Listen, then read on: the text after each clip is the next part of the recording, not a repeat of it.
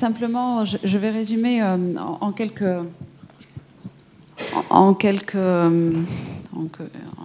actions que l'on peut mener. Alors, effectivement, que la Maison de l'Autonomie peut mener. Enfin, voilà, que le département peut accompagner ou mener conjointement avec vous, et puis d'autres axes de travail qui sont finalement plus que nous pouvons soutenir, mais qui sont vraiment l'affaire de chacun. Décloisonner, ça je crois qu'on est tous conscients qu'il nous faut décloisonner. De nombreux exemples de décloisonnement ont été donnés entre l'institution et le milieu ordinaire, entre les publics, entre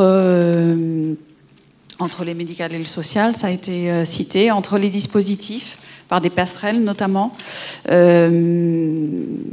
entre les aidants, c'est-à-dire effectivement les aidants peuvent s'aider les uns les autres, quel que soit le profil en fait de la personne aidée, que ce soit personnes handicapées, personnes âgées. Effectivement, on a beaucoup d'échanges, beaucoup de partage d'informations à faire, et ça me mène au deuxième point qui est connaître et se faire connaître. Effectivement, on voit à quel point on a besoin de travailler cette valorisation de nos propres savoir-faire et des savoir-faire des personnes que l'on accompagne également, et se faire connaître, notamment c'est faire connaître l'offre et la diversité de l'offre. C'est connaître les partenaires qui peuvent effectivement chacun être partie prenante à l'accompagnement d'une personne. Alors on l'a un petit peu abordé ce matin, je pense que ça a été abordé dans des ateliers, c'est le plan d'accompagnement global, effectivement, où chaque partenaire peut apporter une chose, enfin un bout de chemin de la personne. Alors effectivement, nous, aux maisons départementales pour l'autonomie, construisant des plans d'accompagnement global pour des personnes dans des situations particulièrement complexes, ça nécessite aussi de connaître toute l'offre d'accompagnement qui pourrait être sollicitée. Elle est très diversifiée effectivement sur le département. Nous avons des plans d'accompagnement global qui sont très, très riches. On ne peut pas encore en faire des bilans parce qu'ils sont très récents. Et effectivement, c'est aussi une façon, on vous fera connaître aussi le bilan de ces plans d'accompagnement global, parce qu'au-delà d'une ingénierie très, très importante nécessaire à mettre en œuvre dans ces plans d'accompagnement global, c'est aussi une méthode de travail, de décloisonnement effectivement, de connaissance des pratiques des autres professionnels que l'on met au service de la personne, et forcément, ce sont des retours mutuels. Un axe fort aussi, c'est se projeter à la fois pour la personne et pour l'institution. C'est ce que Patrick Goé a enjoint ce matin. Effectivement, nous avons tous à faire un effort d'anticipation, de projection dans les axes de travail à mener. C'est aussi une projection des aidants, mais ça, je l'ai déjà abordé ce matin, et vous l'avez travaillé aussi cet après-midi dans les ateliers. Et c'est se projeter sur, effectivement, et c'est un travail que nous devons mener avec vous et vous aider dont nous devons prendre conscience tous, c'est effectivement l'évolution des publics et de leurs attentes sur le territoire. Diversifier l'offre, c'est effectivement un partenariat que nous devons mener pour vous aider à diversifier l'offre. Et puis, quand on diversifie l'offre, il faut également s'attacher à la coordonner. Et la coordination, c'est un maître mot aujourd'hui, mais elle est effectivement très importante, parce que pour répondre à toutes les problématiques de la personne, il faut absolument se recentrer sur son projet, ce qui nécessite effectivement d'avoir des professionnels formés à la coordination. Et alors on parlait ce matin malheureusement de recyclage, mais en tous les cas, effectivement, dans l'évolution des pratiques professionnelles et dans l'évolution des savoir-faire professionnels, la coordination est un enjeu important, effectivement, pour ne pas perdre de vue que ce qui nous importe tous, c'est le projet de la personne et de rester conforme à son consentement. Voilà, je vous remercie, c'était une courte synthèse.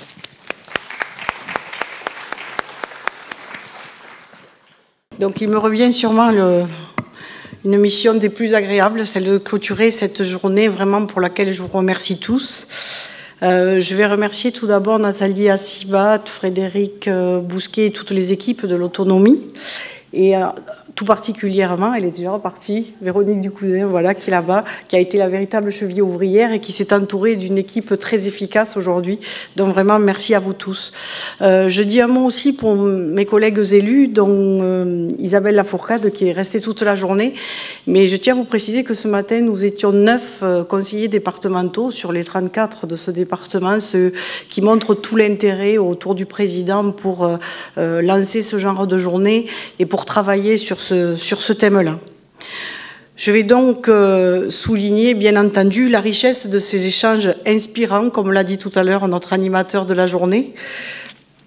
C'est très inspirant, en effet, et de très bon augure pour la suite, d'écouter ces échanges, d'y participer, car ils étaient empreints de respect, d'écoute, et qui nécessitaient encore un peu d'adaptation du vocabulaire, parce que le summum, ça a été le SAMSA, parce que le SAMSA, pour ma part, j'arrive pas encore à redire bien ce que veut dire le sigle.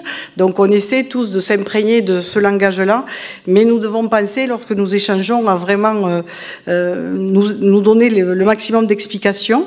Et puis, en plus de cette adaptation du vocabulaire, ça nous oblige aussi à nous tourner vers d'autres expériences que celles qui se font ici. Et un grand merci aux équipes du 64 qui sont venues en voisin nous apporter toute leur expérience. Au terme de cette journée, je suis encore une fois confortée dans la richesse des ressources de ce département. Alors je dis dans les ordres, et associations, établissements, services, élus, bref, nous tous, habitants et citoyens, pour un maillage des territoires, voilà les ressources de ce territoire lorsqu'il s'agit de discuter de l'avenir d'une partie de notre population, mais aussi de toute notre population.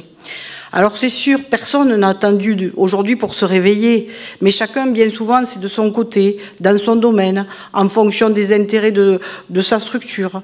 Alors, ce qui est proposé aujourd'hui, et à partir d'aujourd'hui, mais depuis quelque temps déjà, à travers des rencontres comme celle-ci, c'est vraiment la co-construction de solutions en toute transversalité. Le président a insisté là-dessus ce matin, parce que si tout le monde ne sait pas tout faire, ça a été dit, on est plus intelligent à plusieurs, et en particulier en écoutant les personnes concernées. Alors certes, nous ne sommes pas tous à recycler, le mot a frappé, mais nous sommes tous bougés dans cette façon de faire, hein, parce que notre fonctionnement en silo, que l'on soit élu, professionnel, formateur, il est vraiment très culturellement ancré dans nos façons de fonctionner. Alors nous n'allons pas nous autoflageller chaque fois, mais il faut savoir qu'il faut combattre un peu contre ces fonctionnements-là et que ça nous bouscule un petit peu tous. Notre conseil départemental, il veut donc relever ce défi de décloisonnement, de libération des initiatives locales à partir de problématiques diagnostiquées. Il y en a une qui a été, par exemple, plusieurs fois évoquée, c'est le problème de mobilité en milieu rural. Donc cette problématique-là, nous nous en saisissons tant au niveau départemental qu'au niveau local et nous allons tous ensemble arriver à trouver des solutions, mais des solutions adaptées à chaque territoire. Sur ce thème de l'avancée en âge des personnes handicapées, comme sur bien d'autres thèmes, le Conseil départemental des Hautes-Pyrénées, sous l'impulsion de Michel Pellieu, souhaite développer donc cette stratégie de développement social à travers Solidaction, le schéma qui va être lancé demain avec tous nos partenaires, et quelques-uns parmi vous nous retrouverons demain. Parce qu'en effet, pour renforcer le lien social, la politique est forcément territoriale. Et comme l'a dit M. Piveteau hier, je vais reprendre, en plus de ce qu'a signalé Frédéric Bousquet tout à l'heure, des éléments très importants qu'il a soulignés, qui paraissent évidents, mais qu'il est bon de rappeler. Une vraie société inclusive, c'est une société qui permet à chacun de vivre au milieu des autres, de participer aux activités avec les autres et d'être utile à un territoire. Ce lien, cette utilité, ce lien social, c'est le plus important parce que l'isolement, c'est vraiment la pire des choses. Vous l'avez redit sur les ateliers, la pauvreté relationnelle, c'est celle qui nous empêche de fonctionner en tant qu'être humain. Alors, voilà, notre département se lance et malgré les contraintes budgétaires qui nous valent quasiment une mise sous tutelle de l'État dans le cadre de nos dépenses, nous voulons nous lancer dans cette nouvelle façon de faire de la politique Et nous sommes forts de notre volonté, puisque ce schéma de développement a été voté à l'unanimité au sein du département, et puis que nous voyons bien que nous avons l'appui tout d'abord de la loi, puisque la loi de 2005, du 11 février 2005, qui a reprécisé les choses en matière de handicap, elle parle bien d'égalité des chances, de participation et de citoyenneté. Et puis nous souhaitons aussi nous appuyer sur la loi qui nous maintient, qui nous conforte comme chef de file de l'action sociale et du développement social. Hier, nous avons pu aussi recueillir les encouragements du directeur général de la cohésion sociale qui encourage à innover. Alors certes, en respectant les règles du jeu, mais en étant aussi force de proposition pour les faire évoluer, ces règles du jeu. Nathalie Assibad nous a parlé ce matin de cette démarche agile qui nous pousse à avoir plus de souplesse. On a parlé de ces carcans de règles qui parfois nous empêchent d'être innovants. Eh bien, nous pouvons les faire évoluer. Ces encouragements ont été relayés aujourd'hui par Madame de Roby dans le cadre de la réponse accompagnée pour tous.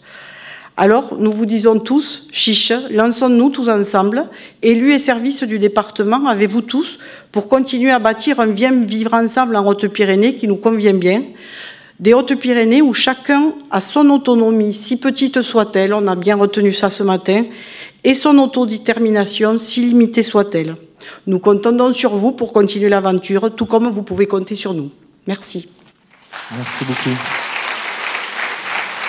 Merci Joëlle Abadi, conseillère départementale et présidente de la première commission de la solidarité départementale.